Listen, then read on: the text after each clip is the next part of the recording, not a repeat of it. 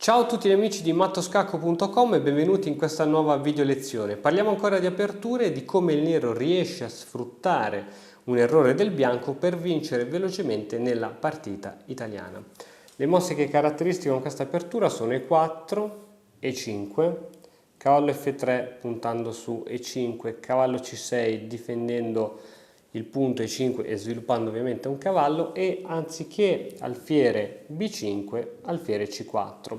Lo scopo di questa mossa ovviamente è di creare pressione sul punto F7, eventualmente con dovute preparazioni anche con un cavallo in G5, e ovviamente liberare il campo per l'arrocco. Ora ci sono moltissime risposte da parte del nero, ma quella che prenderemo in esempio oggi è cavallo in D4. Cavallo di 4, cosa succede? Che il bianco trova ora scoperto questo pedone e potrebbe essere molto allettante, ma attenzione, perché se lo prende dice cavolo, lo prendo, non solo guadagno un pedone, ma adesso c'è questa minaccia, posso minacciare il doppio oppure posso minacciare lo scacco. Attenzione a questa mossa donna G5. La donna G5 va sia a minacciare il cavallo in E5 che il punto in G2, quindi andando veramente all'attacco. Il bianco non si rende conto, gioca cavallo F7 credendo di aver fatto una buona mossa, perché c'è il doppio di donna e torre. Non ci sono minacce impellenti per il nero, quindi donna per G2, la torre sotto, giustamente il bianco tenta di proteggersi, donna per E4 scacco, ci ritiriamo con l'alfiere altrimenti ci mangia la donna, ritirata d'alfiere e cavallo F3 scacco matto. Perché scacco matto? Perché è uno scacco di cavallo, il cavallo non può essere preso perché c'è l'inchiodatura. In che modo il bianco può cercare di sfuggire a questa apertura? Con, diciamo, alcune mosse. Rivediamo un attimino, cerchiamo di capire quali possono essere le altre possibilità. Allora abbiamo detto E4, E5, cavallo F3, cavallo C6, alfiere C4 e cavallo in D4. Presa, donna G5,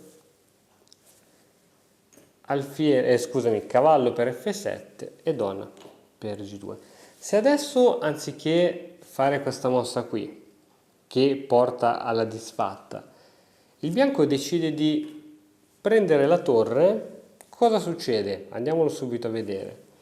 La donna nera prende la torre, scacco. L'unica possibile difesa è interporre l'alfiere in F1, donna per E4 scacco e ovviamente di nuovo alfiere.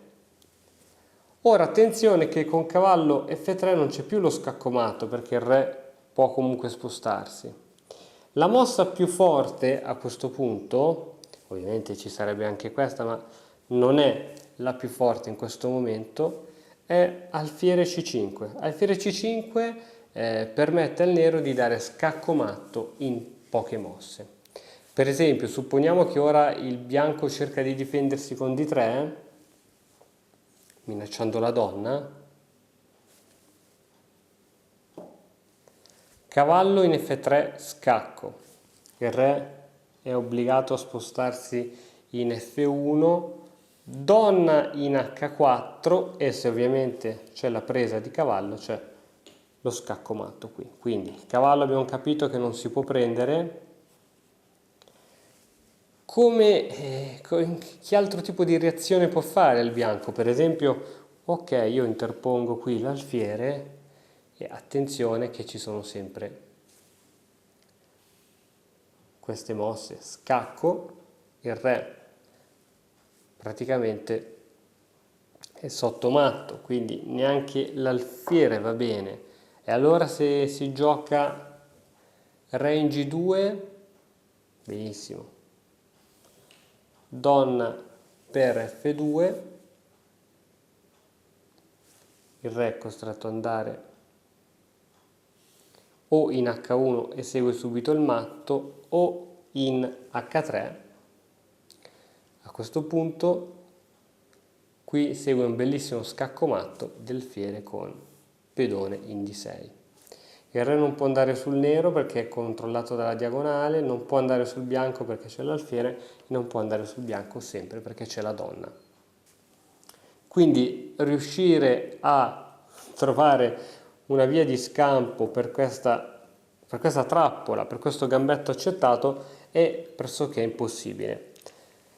Bene, se questo tipo di trappola così in apertura ti è piaciuta, io ti invito a visionare il videocorso completo di aperture realizzato appunto da Matto Scacco dalla durata complessiva di oltre 6 ore di aperture. In descrizione del video trovi il link.